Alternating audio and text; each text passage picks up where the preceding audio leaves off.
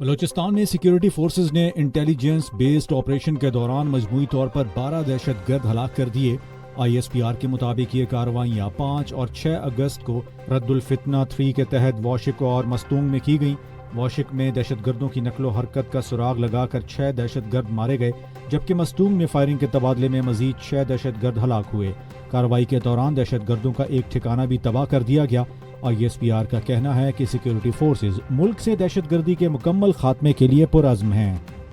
Field marshal Syed Asim Munir سے G H Q Rawalpindi میں Somalia کے وزیر دفاع کی قیادت میں اعلیٰ سطح کے وفد نے ملاقات کی، جس میں باہمی دلچسپی کے امور اور علاقائی سیکیورٹی صورتحال پر تبادلہ خیال کیا گیا۔ دونوں فریقوں نے دفاعی تعاون، عسکری روابط اور مشترکہ سیکیورٹی چیلنجز سے نمٹنے کے لیے استعداد کار بڑھانے پر اتفاق کیا ہے۔ صومالی وزیر دفاع نے خطے میں امن و استحکام کے لیے پاکستان کی کردار اور مسلح افواج کی پیشہ ورانہ صلاحیتوں کو سراہا۔ فیلڈ مارشل سید عاصم منیر نے صومالیہ کے سیکیورٹی اداروں کی استعداد بڑھانے اور علاقائی امن کے فروغ کے لیے ہر ممکن تعاون جاری رکھنے کے عزم کا اعادہ کیا ہے۔ براڈ پیک پر برفانی تودہ گرنے کے بعد پاکستان آرمی ایوییشن نے بڑے سرچ اینڈ ریسکیو آپریشن کے دوران 7 غیر ملکی کو پہماؤں کی لاشیں برآمد کر لیں۔ ریسکیو ٹیموں نے امریکی خاتون کو پہما کی جزوی بقایات بھی اسکردو منتقل کر دی ہیں۔ لاپتہ کو پہماؤں میں امریکہ، چین، نیپال، عمان اور پاکستان سے تعلق رکھنے والے افراد شامل تھے۔ خراب موسم اور مسلسل برفانی تودوں کے باعث چند لاپتہ کو پہماؤں اور امریکی خاتون کی باقی ماندہ بقایات کی تلاش تاحال جاری ہے۔ ایران اور عمان کے درمیان ابنائے ہرمز سے آئل ٹینکرز اور تجارتی جہازوں کی محفوظ آمد و رفت سے متعلق مذاکرات اہم مرحلے میں داخل ہو گئے ہیں، جہاں معاہدے کی بیشتر شقوں پر اتفاق ہو چکا ہے۔ رپورٹس کے مطابق مجوزہ معاہدے کے تحت خلیج فارس میں داخل ہونے والے جہازوں کی نگرانی میں ایران کو نمایاں کردار مل سکتا ہے، جبکہ چند تکنیکی امور پر بات چیت ابھی جاری ہے۔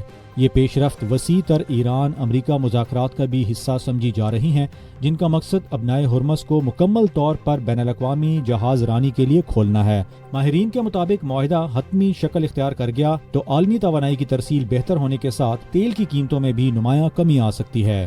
سائنسدانوں نے دنیا کی جدید ترین شمسی دوربین کی مدد سے سورج کی سطح کی اب تک کی سب سے تفصیلی تصاویر اور ویڈیوز حاصل کر لی ہیں، جن میں پہلی بار سورج پر بننے والے گھومتے ہوئے بھنور واضح طور پر دیکھے گئے ہیں۔ ماہرین کے مطابق یہ بھنور سورج کے مقناطیسی میدان اور توانائی کے طاقتور دھماکوں کی تشکیل میں اہم کردار ادا کرتے ہیں۔ تحقیق سے خلائی موسم کو بہتر انداز میں سمجھنے اور اس کی پیش گوئی کرنے میں مدد ملے گی، جو سیٹلائٹس، بجلی کے نظام اور مواصلاتی نیٹ ورکس کو متاثر کر سکتا ہے۔ یہ اہم تحقیقی سائنسی جریدے نیچر میں شائع ہوئی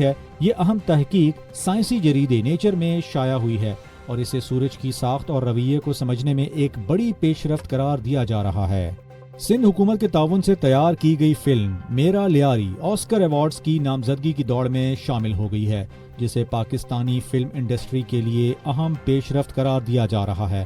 فلم بورڈ کے اجلاس میں بتایا گیا ہے کہ فلمی منصوبوں کا پہلا مرحلہ کامیابی سے مکمل ہو چکا ہے اور مختلف عالمی OTT پلیٹ فارمز کے ساتھ نمائش و تقسیم کے لیے مذاکرات جاری ہیں۔ سینئر وزیر شرجیل انعام میمن نے کہا ہے کہ حکومت فلم، ثقافت اور تخلیقی صنعتوں کے فروغ کے لیے بھرپور اقدامات کر رہی ہے۔ ان کا کہنا تھا کہ اگر میرا لیاری آسکر کی باضابطہ نامزدگی حاصل کرنے میں کامیاب ہوئی تو یہ پاکستان کی فلمی تاریخ میں ایک تاریخی سنگ میل ثابت ہوگا۔ جاپان کے دارالحکومت ٹوکیو میں مشہور اوئنو پارک میں پاک جاپان فرینڈشپ فیسٹیول 2026 کا شاندار افتتاح کر دیا گیا ہے۔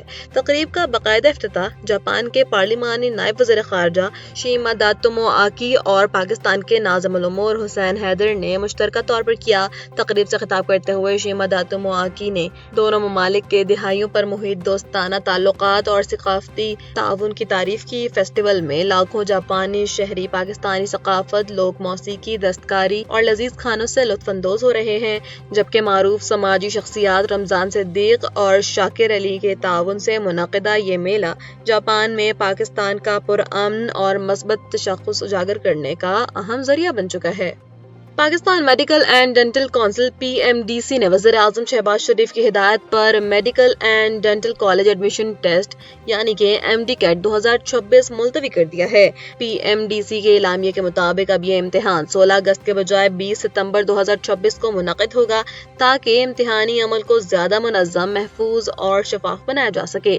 کونسل نے واضح کیا ہے کہ تاریخ کے علاوہ دیگر تمام شرائط و ضوابط برقرار رہیں گے، جبکہ امیدواروں اور والدین کو ہدایت کی گئی ہے کہ وہ مزید معلومات و ہدایات کے لیے PMDC کی سرکاری ویب سائٹ سے رابطے میں رہیں۔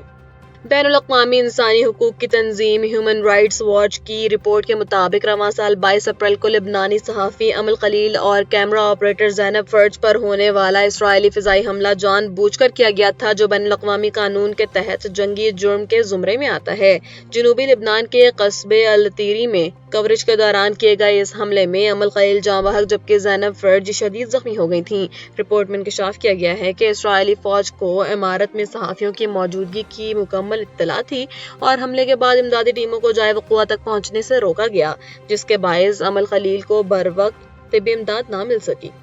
اور تھائی لینڈ میں ایک افسوسناک واقعے کے دوران سیمی فائنل فٹ بال میچ کے دوران میدان میں آسمانی بجلی گرنے سے 24 سالہ تھائی فٹ بالر سوفوان اوائے موقع پر ہی ہلاک، جبکہ ملائیشین کھلاڑی سمیت 12 افراد زخمی ہو گئے۔ یہ واقعہ 4 اگست کی شام صوبہ ناراتھی واد کے سنتی بھاپ اسٹیڈیم میں بارش کے دوران گولوک FA کپ کے میچ میں پیش آیا۔ پولیس کے مطابق آسمانی بجلی اچانک میچ کے دوران پڑی، جس کی ویڈیو بھی سوشل میڈیا پر سامنے آئی۔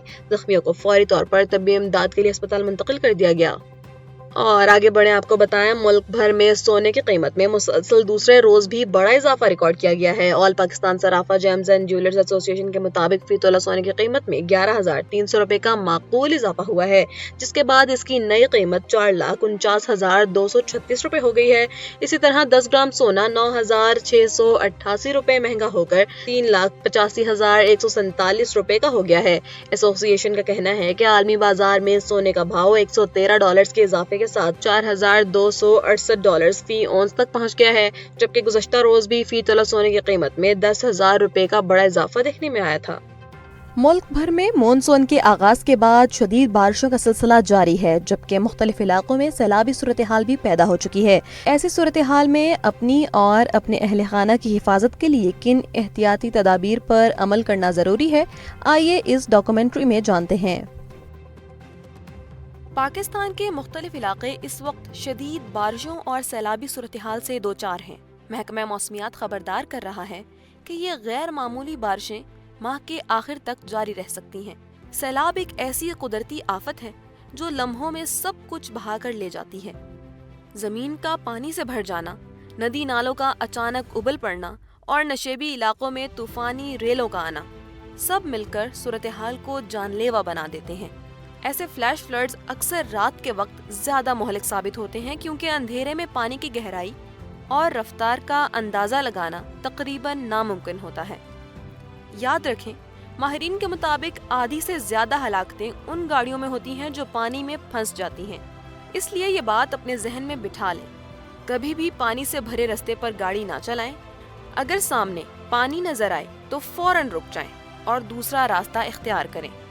اگر گاڑی اچانک بند ہو جائے اور سٹارٹ نہ ہو رہی ہو تو فوراً نکلیں اور اونچی جگہ پر پہنچیں۔ ایک انڈر پاس صرف چند منٹوں میں 5 سے 6 فٹ پانی سے بھر سکتا ہے اور یہ صورتحال زندگی کے لیے بڑا خطرہ ہے۔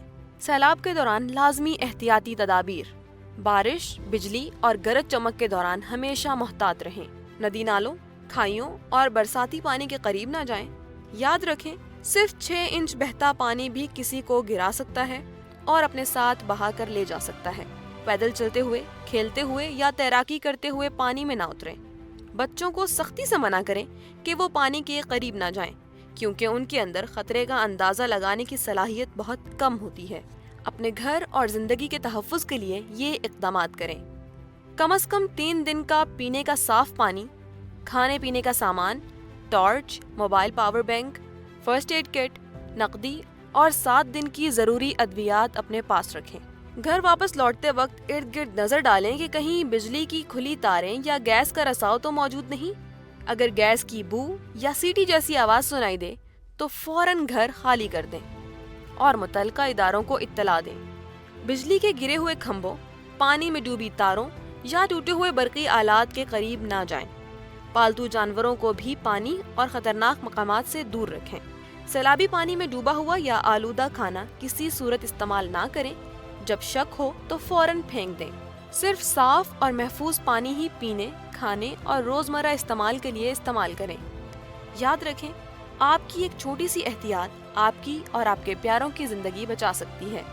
اپنے اہل خانہ کو سیلابی پانی سے دور رکھیں، حالات پر نظر رکھیں اور احتیاط کو اپنا اولین اصول بنائیں۔